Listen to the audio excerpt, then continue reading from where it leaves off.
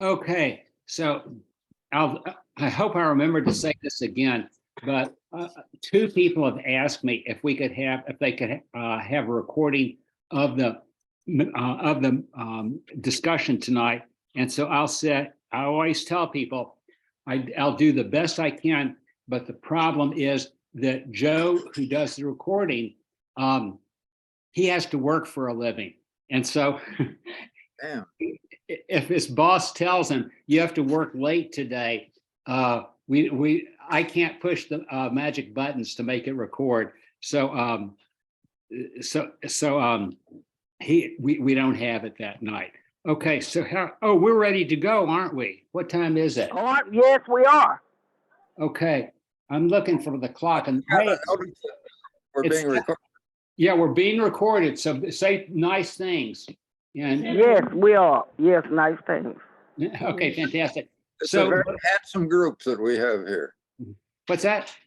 I said it's a very handsome group that we have. Yes, we do. And we have, it's a very filled program. So let's go ahead.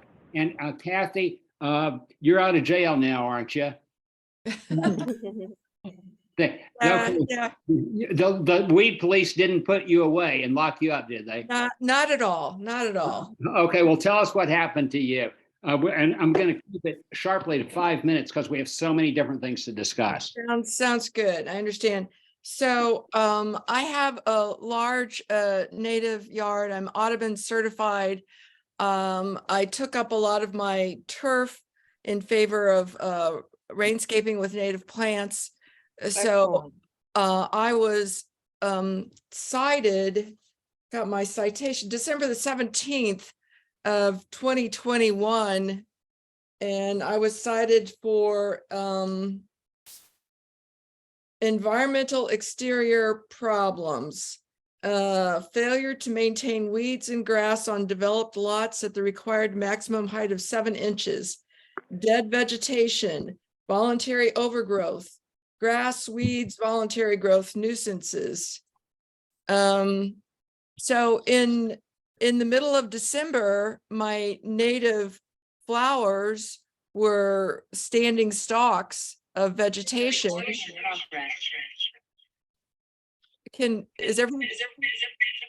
I'm getting an echo on my end. Okay, I don't know what that is. Are we all getting it? Yeah. Yes, I'm getting it. Why doesn't everybody mute themselves? Okay. Okay, that's people who know more about Zooming than I do. Okay, let's all mute ourselves. Okay. Seem to be muted. So I have to say that I was outside of the norm in appearances for my front yard and my backyard. And I think this started when I had a new fence and I had an inspector come, and that was towards the end of December. And he said, "Lady, you sure got a lot of plants around here." And that was all he said. And then the plant citation people showed up and sent me a letter. So I asked to have a meeting with them. And I had a couple of meetings with I guess one meeting with the lady who was the person that was in charge of my problem. I really made efforts to educate her about why I had standing stalks in the yard. She was very patient. She said, "I'll listen to anything that you have to say, but it's clear that you're in violation. And my supervisor has seen your lawn and he agrees with me." So I said, "Well, what can I do?" And she didn't give me too many options. She thought maybe I could talk to city council. So I started a letter writing campaign, and apparently that had some impact. And I also notified my city council people. And after a month, my citations were all rescinded, except for the one where I needed to add an address numbers to my backyard fence, which I did. So that was good. I complied with that. The rest of it was totally rescinded. And interestingly, we have good policy that will cover people like me and actually any intentional gardener. So the wording is intentional gardener and native plants. I was a little concerned that maybe the policy didn't apply in the winter time, but Diane Benjamin, who wrote the policy actually, and was one of my advisors here, said, no, that is not seasonal. It is for all year. I gathered together letters of expertise from Mitch Leachman, who was Dan Pearson's predecessor, from Nina Fogel, who was the St. Louis Bee Lab person, expert. I'd been involved with Shutterbee, a program looking for native bees in yards that have more natives. Let's see, I had a couple others. I talked to Gene Ponzi from Earthways at Mobot. So I essentially kept stalling. I asked for an extension on the date. There was some concern that, there was some interest on my husband's part to sue them because the policy was clearly in our favor. But Gene Ponce from Missouri Botanical Garden was very much counseled me to avoid the lawsuit if at all possible. She wanted me to build bridges. She wanted me to build educational. We just got a few seconds left. Kathy. Okay. So All right. So am we did build some bridges and everything got rescinded. So I feel safe, and I think the situation is a little bit better, although I know some recent issues have come up. Okay. Probably out of time. Kathy, okay. Yeah, we're out of time, but let me just ask you this. Am I correct in interpreting the situation that there's nothing wrong with the current laws of University City? People were just applying them in an incorrect way. And so I anybody, think it's the lawn culture. The lawn culture is Okay. the normative issue, I believe. okay, Yes. but there's no reason for us to try to change the laws of University City. They're written well. Okay, I okay, don't believe so. okay, great. Next, we have Ed Bayham with the Sierra Club Conservation Committee. And I think we sent out a link to an article, and I read the article. I don't know if anybody else did, but could you briefly summarize the article so that if people haven't seen it, they might be motivated to look at it? Thank you, Don, for the chance to discuss it. I'm an avid kayaker, gone on streams throughout the Ozarks and the large rivers and swamps in Illinois and so on. And I really appreciate the biodiversity that you see with otters in the rivers, like the Current River, and mink along the streams, and kingfishers, et cetera. Well, you don't see that much locally, not in St. Louis. And I also realize most families don't have the resources to take their children out on canoe or kayak trips throughout the Ozarks. So that's why I appreciate the efforts of local communities to develop recreational and educational opportunities, and particularly in the Deer Creek watershed area, which I reside in. There have been efforts with the development of the Ladue Riparian corridor and the Brentwood Bound. These are all within the guidance and discussions with the Deer Creek Watershed Alliance. And so I was pleasantly surprised to find this article in the BBC in their travel section, talking about new life for London's lost rivers. Who knew? I've traveled in London as far out as Windsor Castle and Kew Gardens, and the Thames is a beautiful river, but I didn't know that there were all these other rivers. And at one time, there were about 400 miles of rivers coursing through London, which used to be a saltwater marsh. So why the Romans decided to build a city there, who knows? But anyway, the article I think you'll find enlightening. It talks about several rivers that have been uncovered, and the result has been that it's created opportunities for school children to play in the water, and for biodiversity to come back, like with egrets and kingfishers. And in one case, particularly the Turkey Creek in North London, they deconstructed all the concrete conduits and uncovered it, and they're rewilding it. And I think this might be something to think about as a model for maybe rewilding the De Pere River in through U City. So just for your thoughts. Very good. Oh, okay, well, listen, Ed, I do have one question. Do you think that the rewilding of the River De Pere would include cement banks, vertical, solid cement up and down? Is that what you mean by rewilding? Well, by rewilding, I mean getting rid of those, widening the Okay. river so that it has room for the any surge in stormwaters to disperse or to widen out, so it slows down any pattern of flooding by all congregating, all trying to go through the same tunnel underneath Forest Park at the same time. So yeah, if there's concrete walls, the water doesn't have a chance to be purified. For instance, like in London, they found that the marsh grasses and the reeds help filter out phosphates from excess fertilizers. So, certainly in our own area, we're encouraged to put a lot of fertilizer, phosphates and nitrates out on the grass. Well, that goes downstream and creates dead zones in the Gulf of Mexico. So, one thing they learned in London is that there are plants that will take those excess nutrients out and help to purify the water. They also will pick up toxic chemicals and sequester them away.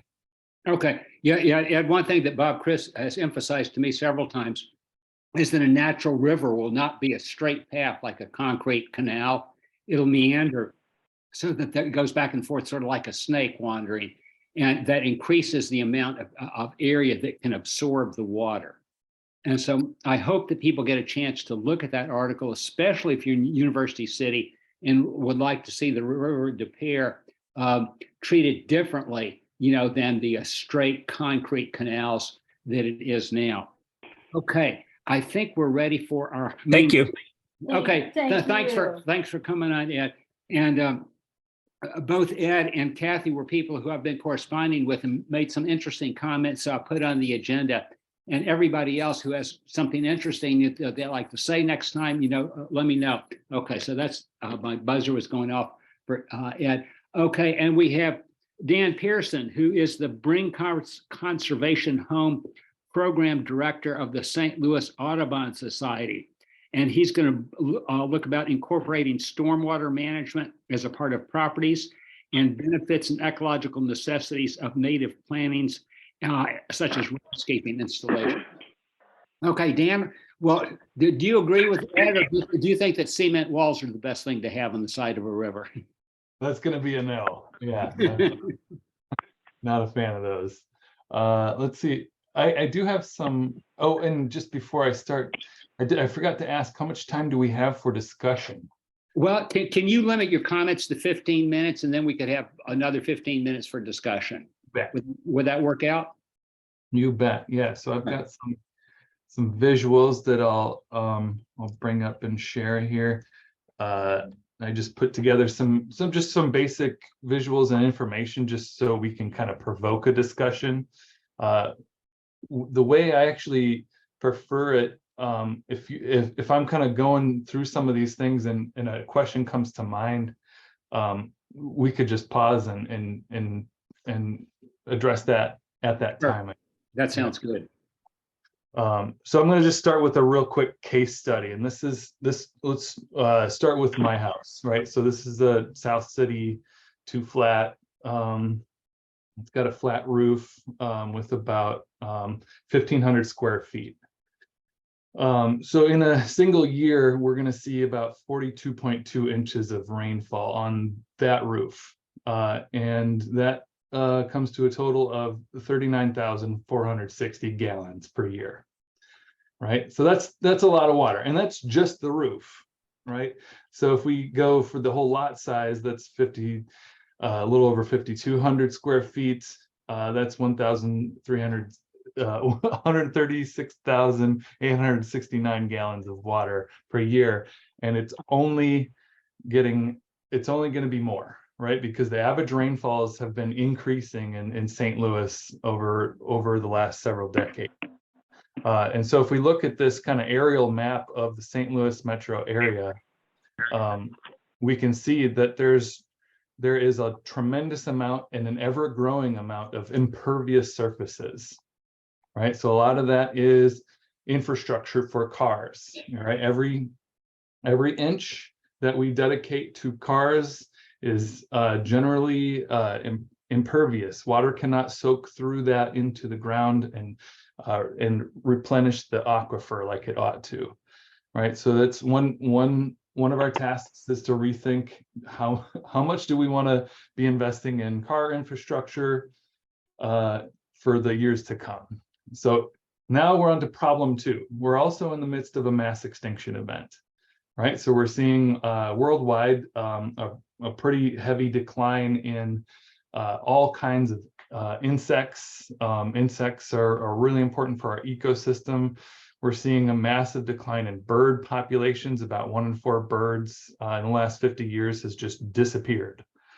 And we understand that this has a lot to do with habitat loss, climate change, introduced species, pesticides, and light pollution. All these kind of combine. But the good news is that we can actually address a lot of these things just in our own landscape with some basic choices that we make. So if we want to look at this maybe as a deadscape, this is the current cultural standard, right? So this is a landscape that has basically nothing to offer the ecosystem except some harmful things that run off of this, because grass lawn is about as effective as concrete at shedding water right off. And it carries with it all of the fertilizers and pesticides that were applied onto that lawn to keep it looking so lush like that. So in the Bring Conservation Home program, what we're doing is we're trying to meet individual land stewards' preferences and limitations, and trying to find where those align with our own ecosystem needs too, right? And so a lot of our guidance involves establishing native plants, right? And so one of the things that I really want to try to communicate to as many people as possible, that native plants are ornamental. It's not you have ornamental plants or native plants.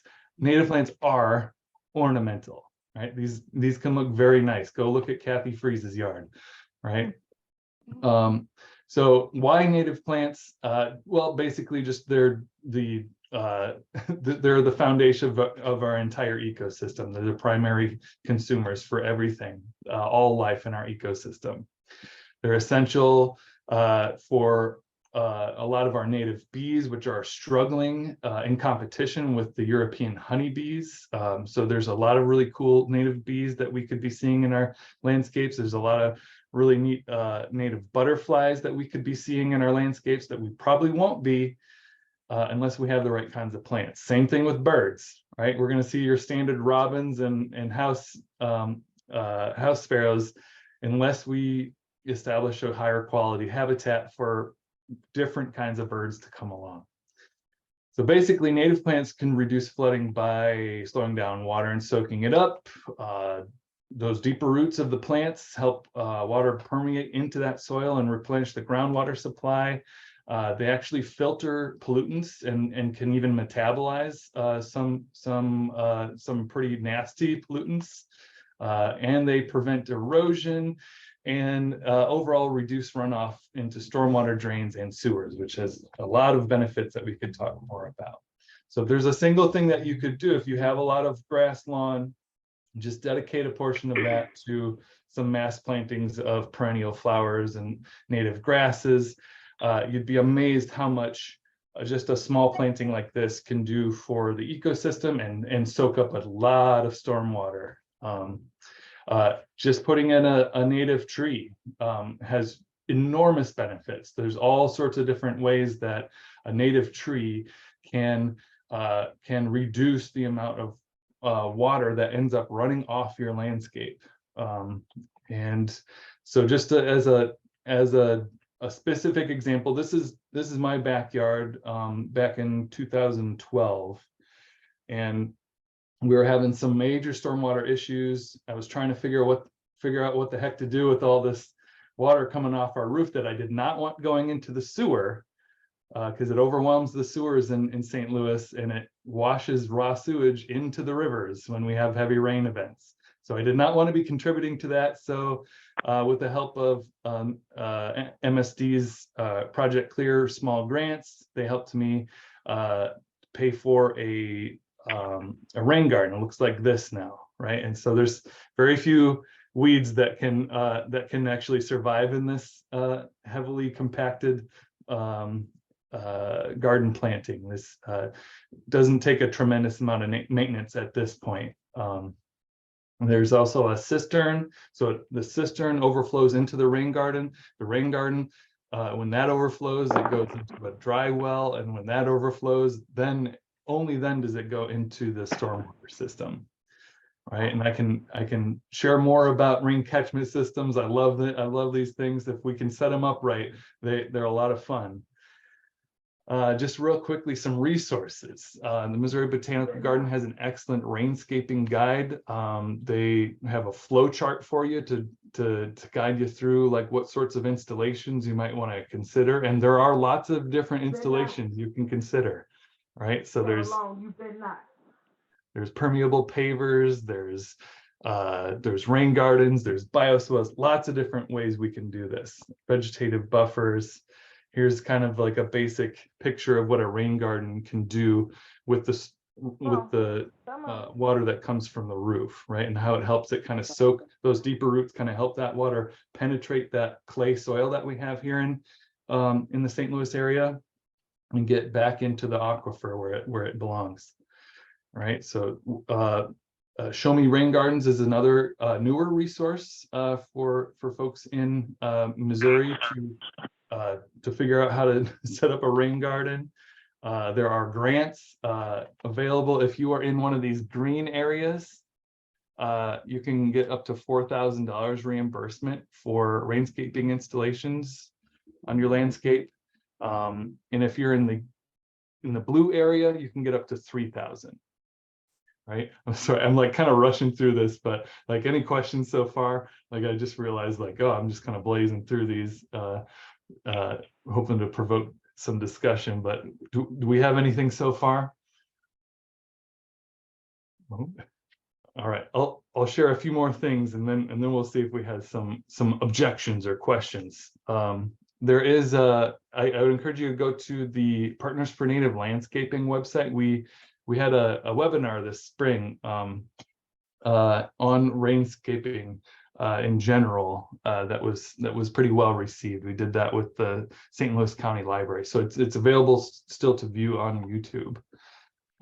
Grow Native has a pretty good sample design for a rain garden. The permeable pavement is, again, like this is one thing that we're just now starting to experiment with, is like, if we do have to have car infrastructure, can we start incorporating some more of these permeable pavement options? Dan, So, yeah, go ahead. I noticed on the chat, someone was worried about cars and pavement, and do we really want to wash off pavement into rain gardens? And I know, as an example, the restaurant area on North Grand has an extensive rain garden network where indeed the North Grand is washed by the rainwater and it goes into those rain gardens. The same thing happens at the Botanical Gardens. A similar thing happens at the east end of Centennial Commons, where the parking lot empties into the large rain garden adjacent to the bird garden View City. So any thoughts you want to share on how that works, Dan? Yeah, that's what we want to see. So in rather than having that water shed off and go into the storm drain, where all those kind of the oil and stuff from leaking out of cars, all that stuff is going to go into the rivers and streams directly. But if we can get it into a rain garden first, there is a lot of the plants that we put in those parking lot rain gardens are capable of phytoremediation. So they can actually break down a lot of those pollutants that come washing off of our parking lots. So that is definitely something that we want to see more of, is parking lot rain gardens. I hope that answers the question. How are we doing? Okay, so maybe just a real quick recap. Native plants prevent floods by reducing stormwater runoff. They're essential for all life. They're ornamental, and there are lots of resources for us out there, right? Lots of resources to help. So I encourage you to think big, start small, and pay attention. Observe what is happening in your own landscape and your community. Where is the water going? What's maybe coming with it? If you want to get in touch, the easiest way to get in touch with me is by email.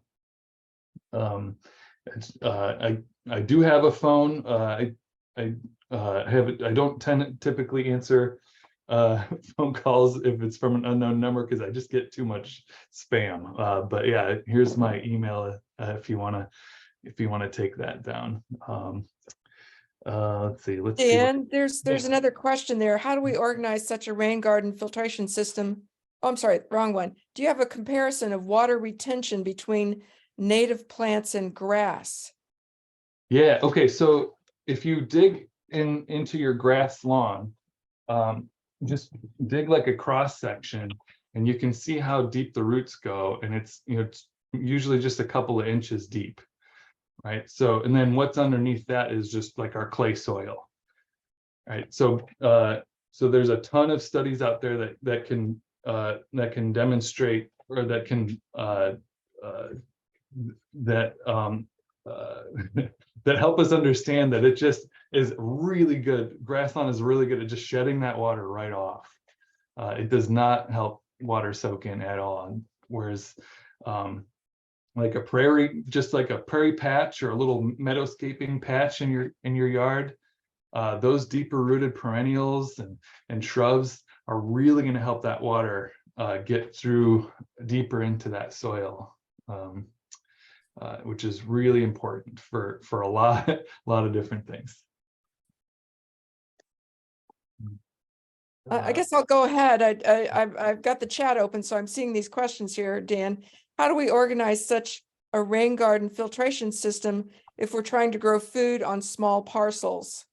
Yeah. Oh, this is so fun. I've seen just in the last few years kind of an explosion of interest in forage gardening.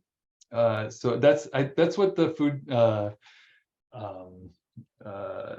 custom foodscaping calls it. I like it, like, rather than native plant gardening or native plant agriculture, forage gardening is what we call it, right? So this is where we put the plants in our yard that will produce food that humans can eat.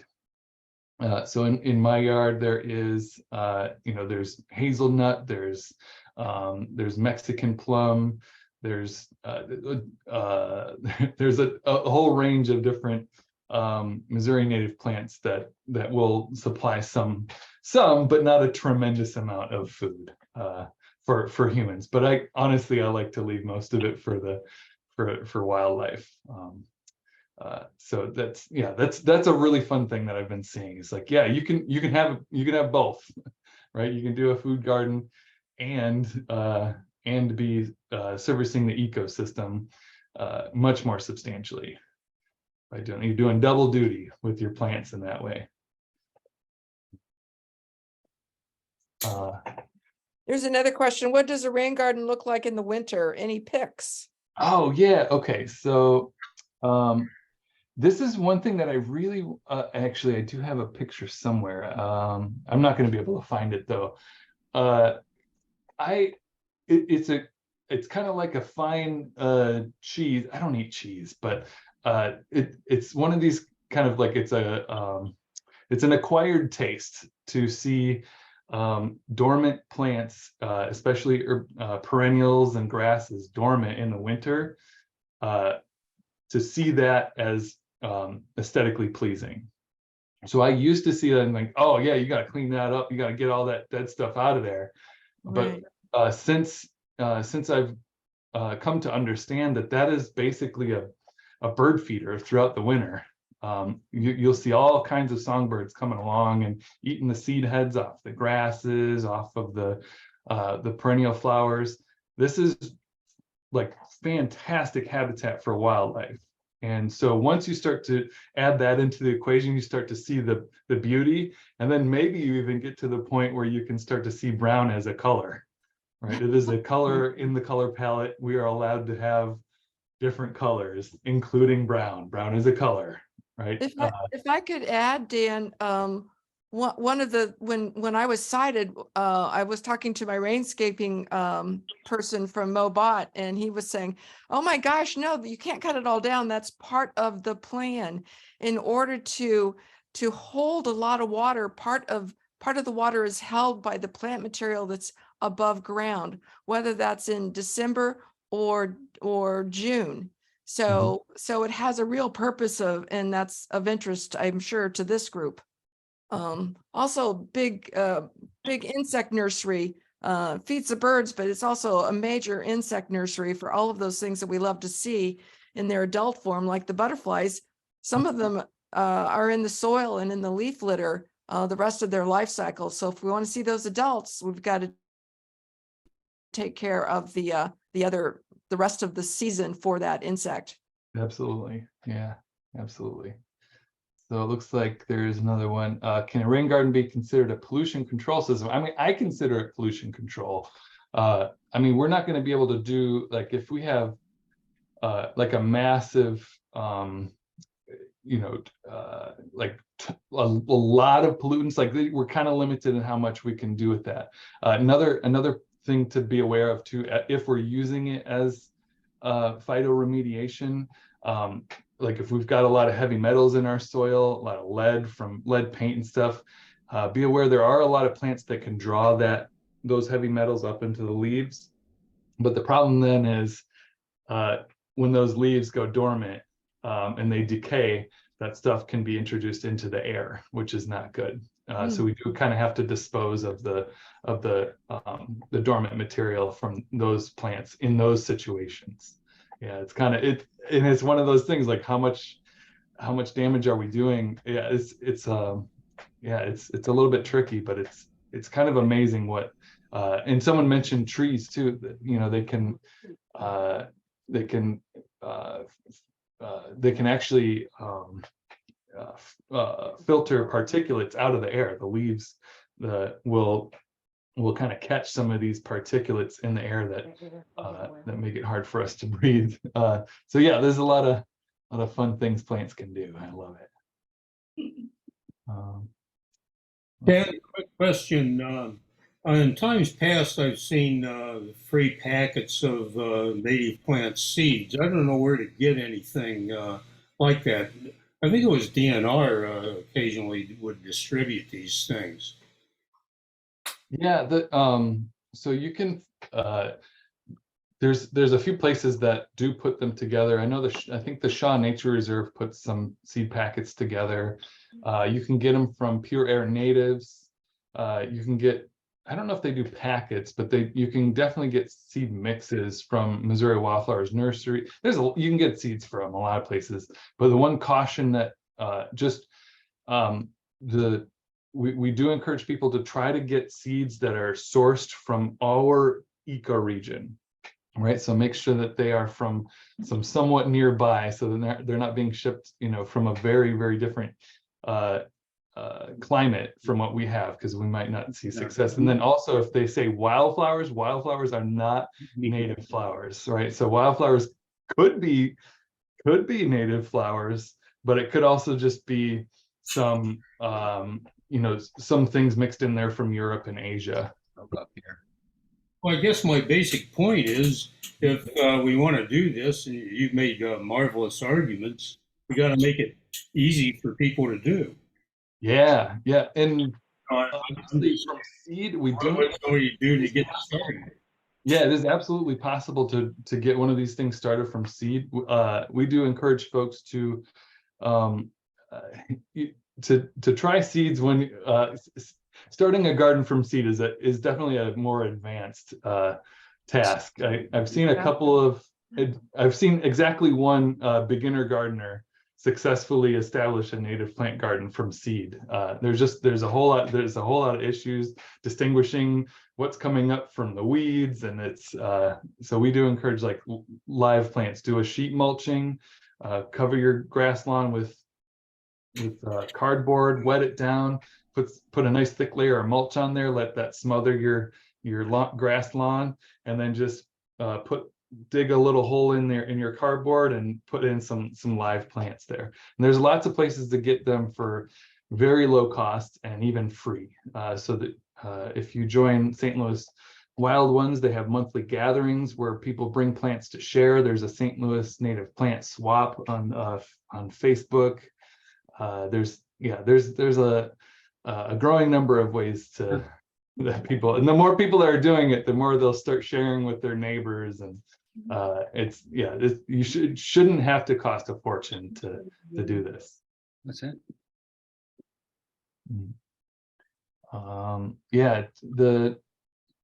I know the Missouri Department of Conservation is definitely Maybe.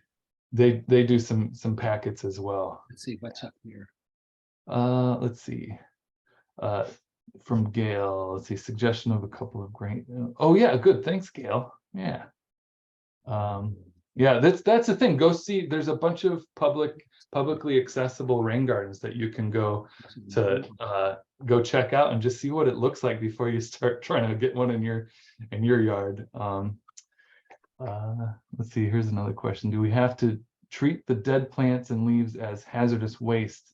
If so, are there species that actually act to detoxify some of these metals, etc.?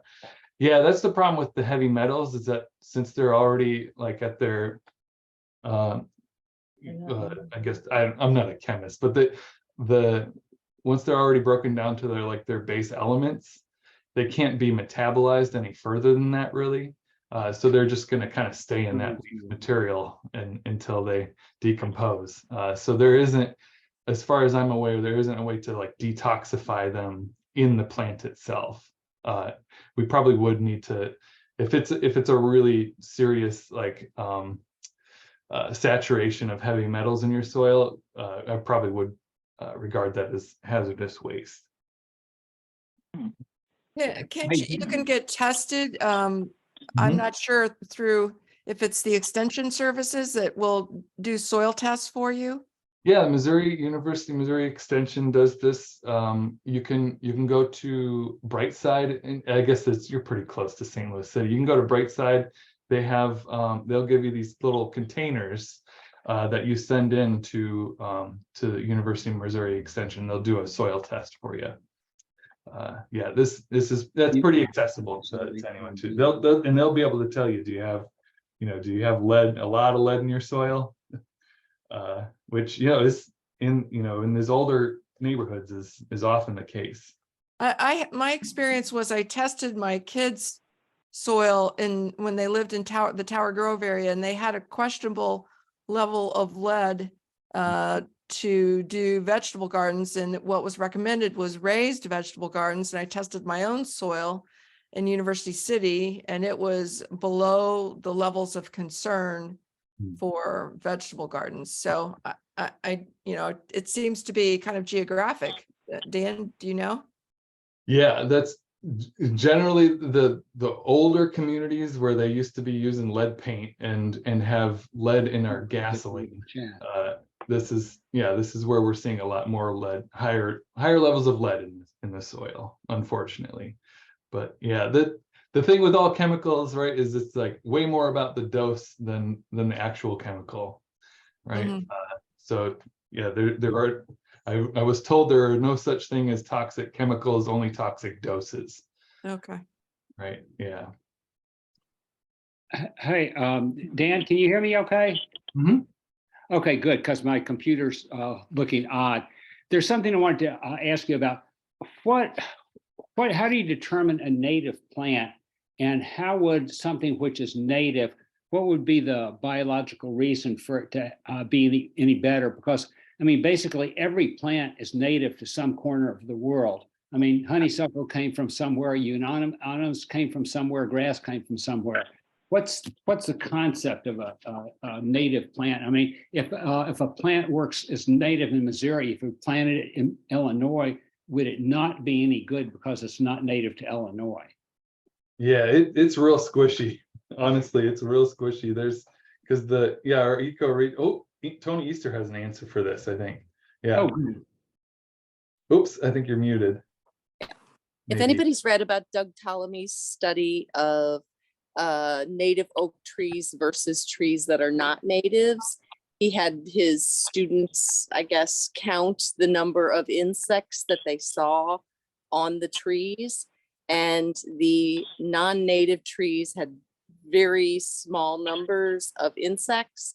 And there were thousands, all different kinds of insects on the native plants. Because the animals have evolved with these plants, they know that this is or isn't nutritious to them, whereas a non-native plant is,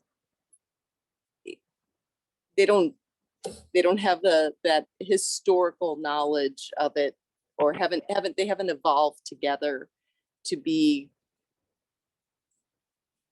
codependent. It's true, right?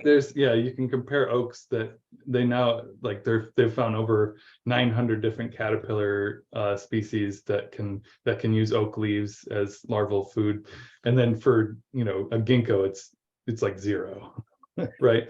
And all of our local insects have their favorite place where they lay their eggs, like monarchs and milkweed and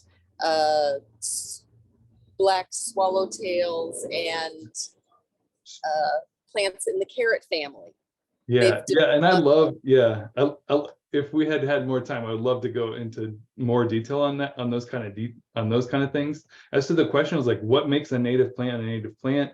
It has a lot to do with where did that plant co-evolve with the ecosystem, and how long has it been and what relationships does it have?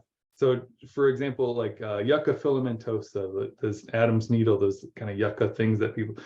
So originally, the native range for those is really just like the very southeastern corner of the U.S. And are they found all over the region? Sure.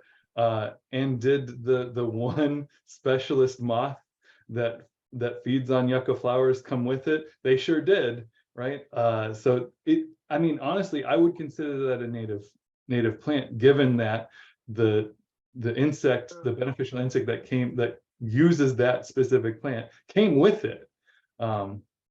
Let's see. The other thing to note is that the native ranges are creeping northward. Every year they get if you're going to get plants from outside of our region, we do encourage you to look south rather than north, because you're going to have better results, both with ecosystem function, but also with plant survival. If we're getting plants that are from maybe the boot heel of Missouri, like American beautyberry, right?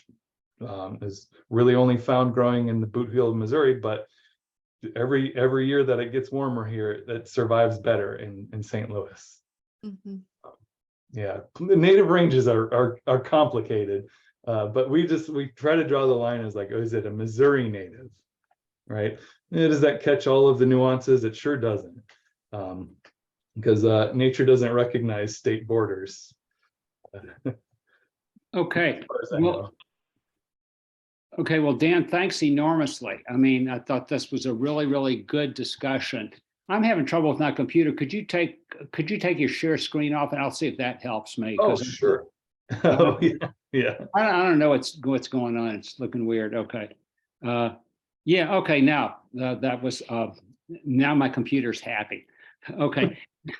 Now, last time we had Roy Lohman on talking about some of the Deer Creek effect, the effects that he saw along Deer Creek. And Roy is going to talk for just a few minutes now and probably share screen with us about some of the things that he's noticed with a retention basin and which is near Deer Creek. Okay, Roy, are you able to comment for 5 or 6 minutes about that? Yes, yeah, I am, and I definitely can share my screen. Let me go ahead and do that.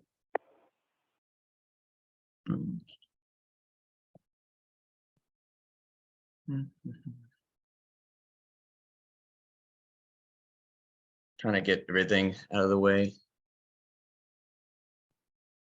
All right. So this is just going to be a quick presentation about the retention basins that I've seen. So this, obviously, if people do not know, the Brentwood bound area is the area in between Manchester, well, in between Brentwood Boulevard and Laclede Station Road along Manchester, just south of that. So this is the area for that. And so just a few updates for, the life of these retention ponds. This was January 28th. You could see them being dug out. Black Creek is along here. You could see my mouse, right? Yeah. Okay. Black Creek is coming this way, going this way, and Deer Creek is coming along this way and also going that way. And here's the first retention basin. Here's the other one. The third one is the pond that's further up Deer Creek as a part of their little park area. This is March 4th, just to show it. This was also, there was some polystyrene on the at the site, and I'm sure people have heard of the polystyrene, pollution with the bridge, saying that they couldn't have known, when it happened on the 6th, but you can clearly see that there's some on the job site before that. So, and this was the 6th, but I'm sure, like I said, everybody's seen that. March 23rd, some more progress is being done. They finally got all the pipes in place and begun digging them out. Just another on March 23rd, but the other retention basin. March 29th, still some progress on that. April 12th, more progress. I don't really know what the discolored water really is. May 14th, before the big rain, and you could see the basin right here. It's done, as you can see, all nice. So this was taken at around 8:01, and you can see how high the water is.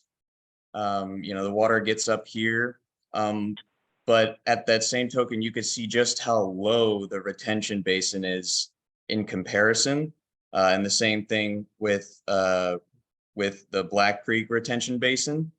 And so that disparity, at the same time as just downstream, the water was well over the bank, and already, flooding the area over there. So May 15th, I went to go take some more photos, and you can kind of see the outline of where the water's highest point was with like the mud deposits, not that high.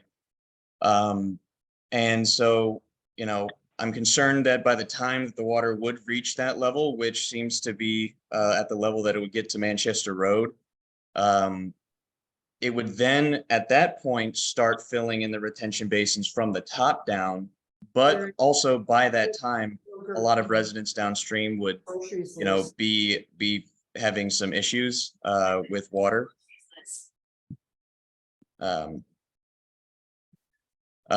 so here's these stars right here show the locations of some of the ground photos that I'm going to be taking. This first one nearest just shows like the elevation even from the walkway, how the lips are coming up and then going down, kind of almost like an elevated pool. And then this is, just north, Manchester Road's to the right. and the retention ponds to the left. This is the area in between the Black Creek retention pond and Manchester Road, and it's the only area where the lip of the retention pond is flush with Manchester Road. And you can see, I took a photo kind of as close as I could, and you could still see the car's, tires, so it was very straight along that part. But for the rest of it, as the ground naturally slopes down, it was built up just to maintain, consistent height across the board. But, along that side of Black Creek is a very, very steep drop off, and it's built up very, very high. And, it's because of those impacts, there's been a ton of erosion around those areas. And again, it's a very steep drop off, and it's built up very high, and that kind of constriction does accelerate water flow, and has it run higher. But the concern is that by the time that it gets up there, those retention ponds are meant to offload some of the floodwaters when it gets up to Manchester Road, but not before that, which is an important thing to note. It's not before that.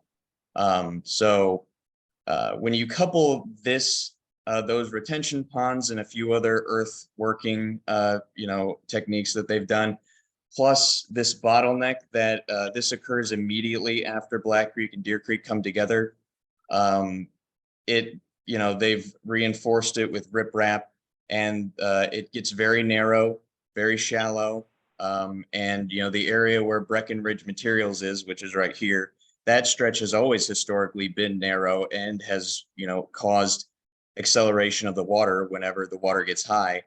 But here you could see with Brentwood Bound, they've kind of accentuated that and extended that sort of narrow, reinforcement of those walls, in hopes that, the area can drain quickly whenever the water gets up high. But whenever the area drains quickly, that means that they're getting the water to move on as much as they can. And, that may be good for, their planned $400 million Green Street development, where, they're replacing local businesses with, some like 600 apartments and a giant office building and just like a corporate, just a giant corporate area. But what it also means for downstream is that there's going to be unprecedented erosion, and there has been. This is fresh erosion after the May 14th. You could see all of these trees, like this tree is down, and you could see that it was recently down because it's still green. This has been since the 2022 floods, and you can see how there's erosion right next to the pedestrian bridge, which is pretty bad. Brentwood Bound was solely, focused on mitigating the flooding for their area specifically, in order to create that opportunity for, that development to take place to get their area out of the floodplain, where they're being very generous with Green Street and giving them a 90% tax abatement. But, the way that they accomplish this is to, move that problem somewhere else. Especially when you consider, like I said, the bottleneck and the way the retention basins work. It does help them, but at what cost, and what's the effect for residents who live downstream and just the creek that lives downstream. This is in between Marshall and the Deer Creek Shopping Center, and you can see right here just a complete drop off. All of those trees have collapsed. And of course, that is in part due to how the proximity of things like those walkways, minimizing the root coverage and holding of the soil, decreasing stabilization. But this is a quick fly through of the bottleneck just during not like a very light rain. But you'll be able to see how at certain points, like, where that building was, where you could see the rocks kind of sticking in, and like right here, where this metal retention wall over here is, you know, kind of built in the shape of a nozzle. And you can see some acceleration of the water there. And then of course, historically, this area has always been an issue with accelerating water, with Breckenridge kind of building into it and kind of, you know, funneling it down. You can see here, you know, the water kind of being forced towards the center as it moves along. And then by the time it gets underneath the train bridge, it's moving at a very rapid pace. And it causes unprecedented erosion and, you know, dangerous flooding for, you know, residents that live here. So, you know, Brentwood Bound is a great example of how like the lack of oversight with projects in municipalities kind of creates and inherently does create an every man for himself approach. You know, there should be a governing body that has the authority over the watershed and considers, you know, and requires consideration of these projects when it comes to the effect of it upstream and downstream, rather than how does it our municipality. Right. Okay. That's right at 10 minutes. Are you just about wrapped up with your presentation?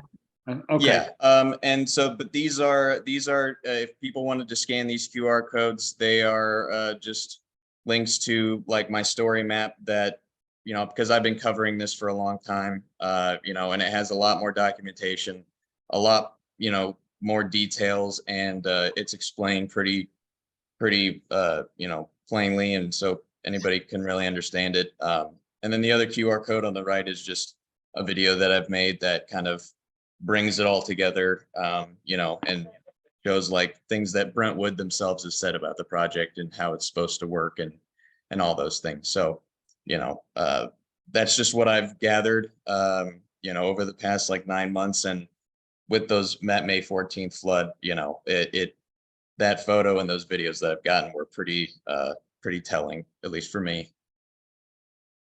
Okay. Thank you very much, Roy. I got from what you're saying, one of the main things I got was that there's been a lot of constriction in the way that this retention basin was built, and the constriction of the water has not helped the flooding, but has caused a lot of erosion. And one of the things that I've heard, especially from Bob Criss, is that a meandering water is much better than a water that just runs in a straight line.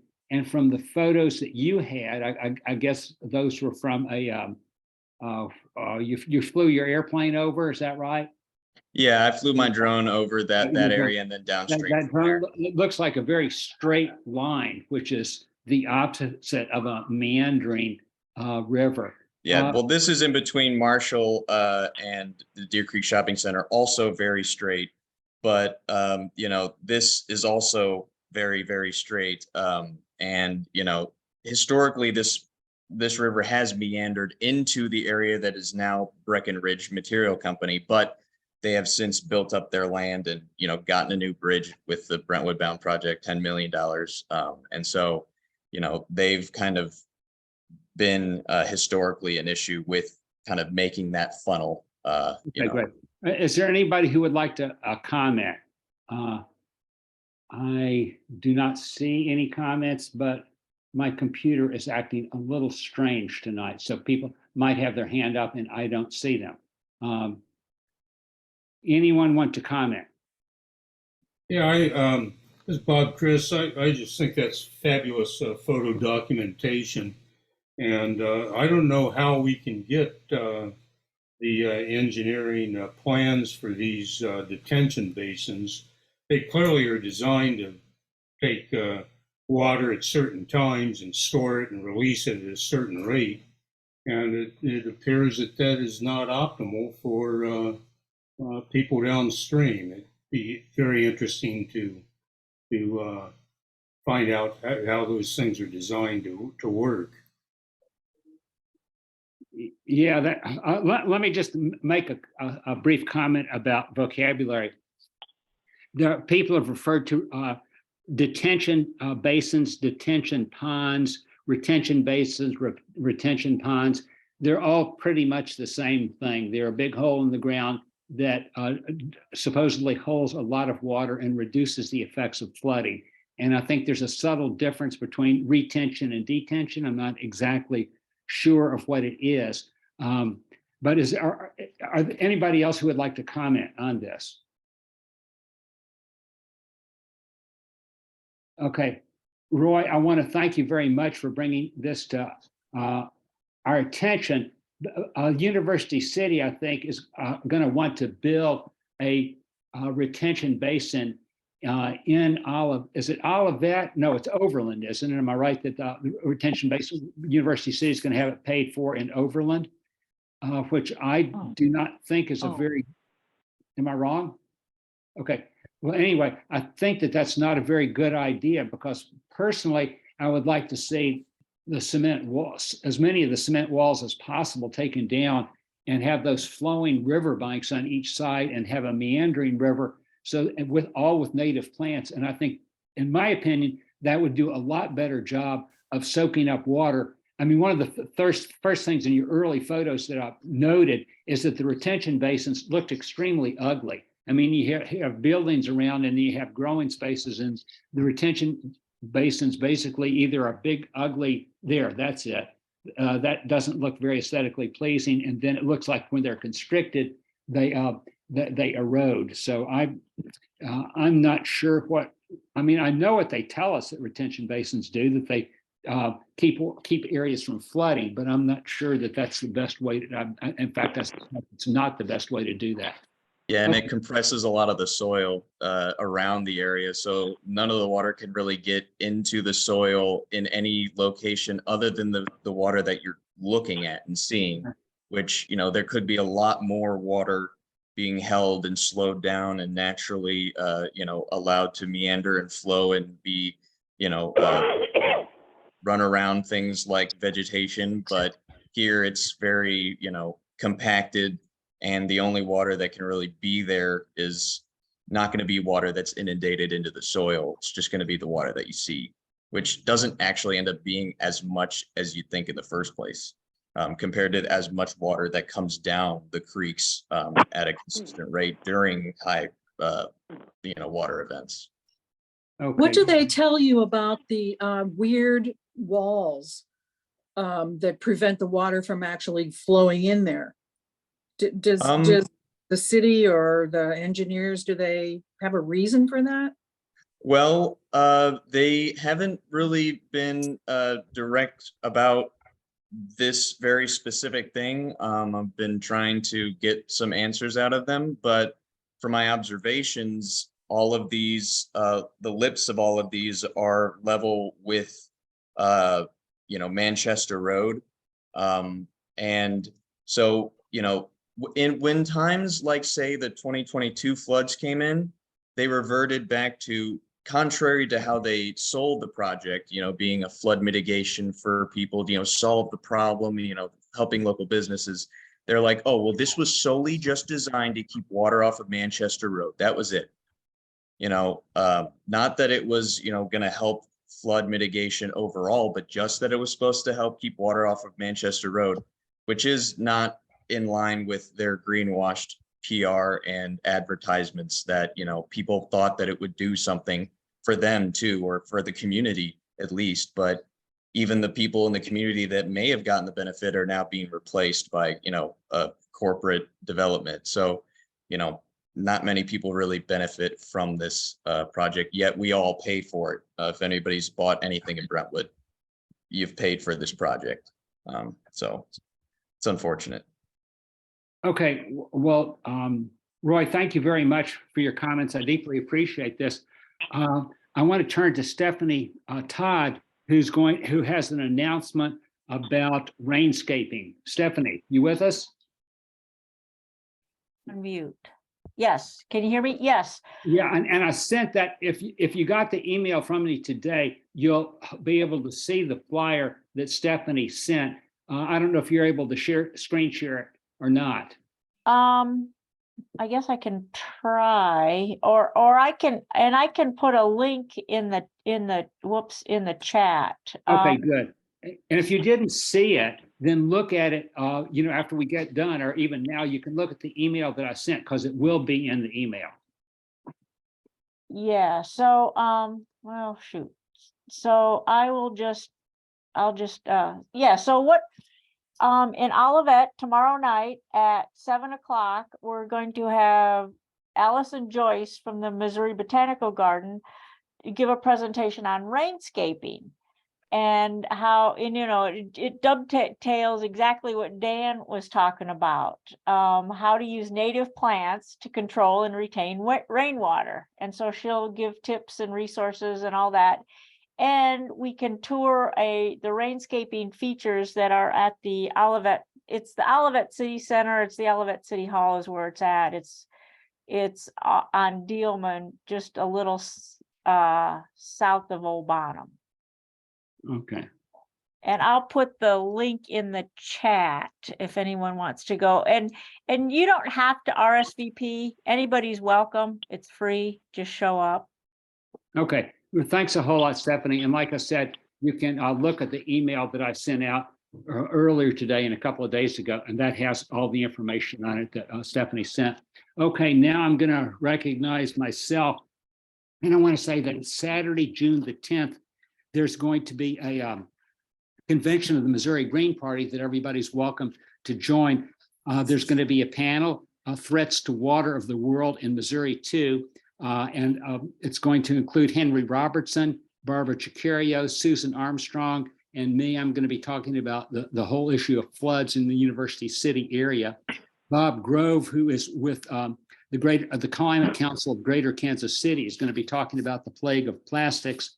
And Daniel Romano, also known as Digger, is going to be talking about working with local governments on pesticide legislation.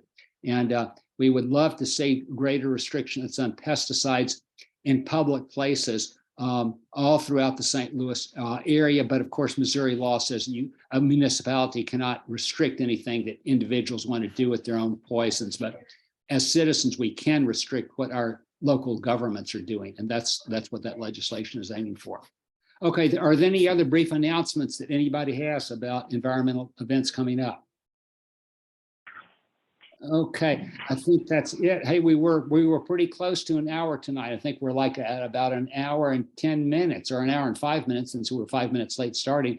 So we covered an amazing amount of material. I want to thank Kathy Fries for the comments she made. I want to thank Ed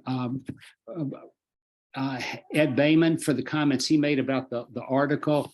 And I want to thank Roy Lohman, and especially I want to thank Dan Pearson for talking about native plants. That was really a lot of excellent information and a lot of thought-provoking ideas from everybody.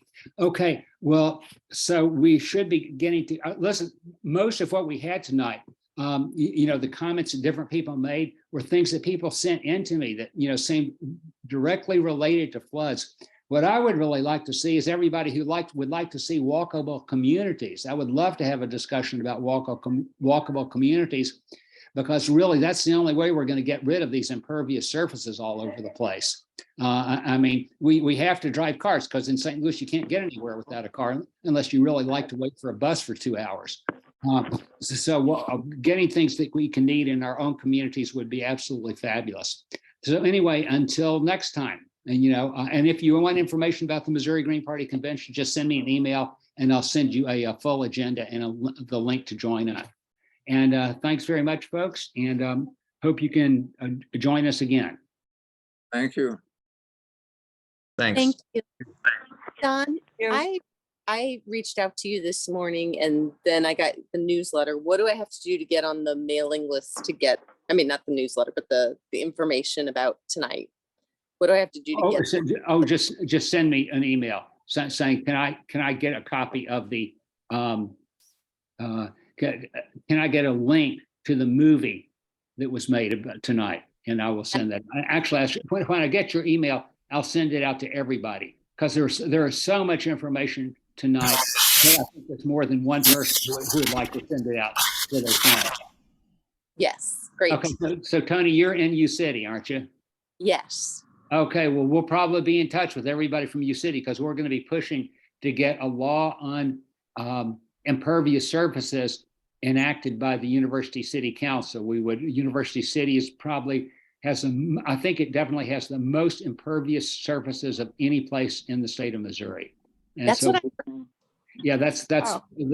what we want. That's just one starting point on flood. I mean, we've done some other starting points in our neighborhood, but restricting the expansion of impervious surfaces, and the city council just seems to be going wild in approving one enormous parking lot after another. And for a life of me, I cannot understand how University City has never done anything to reduce that enormous parking lot right outside of what's the Mandarin House restaurant. And that's where that is right where Tim Kusick used to live, and he was a council person for Ward 2. And he basically got driven out of University City when he lost all of his stuff, largely because of that impervious surface that the city council has never done anything about. We got to get into a case and say, hey, folks, there's a lot of things you can do. We may have another flood like we did last summer, but it doesn't have to be a 7.5 and 8 foot flood. Maybe it could only be like a 6 foot flood. And we really don't have to have every car destroyed in University Heights area along Dartmouth. Maybe just a few cars destroyed, but we really University City has the ability to do a lot more than it's doing for flood mitigation. So we need to get under case. especially as a city that's developed as a garden city. Wow. Yeah. I mean, people are doing fabulous gardening work in University City. If we could just, take the River de Pere, I think everybody has been into Heman Park. And, one thing that would help enormously is to take that big ditch in Heman Park, which is River de Pere, and turn it into a meandering stream that goes back and forth and soaks up a hell of a lot of water, and would look a lot prettier than that retention pond, the retention basin that we just saw in Brentwood. There's just a lot of things we The can log flume. do. Yeah, right. There's a lot of things that we can do, and so we need to be on the city council's case to do them. Okay, well, listen, I'll thank everybody for coming. I'm going to be getting off. I haven't even had time to run get a beer. That's how busy I've been watching things. So listen, it's my beer time. Okay, Joe, thanks a lot for recording this. Okay, catch everybody later. Thanks. Okay, Bye-bye. bye. Bye.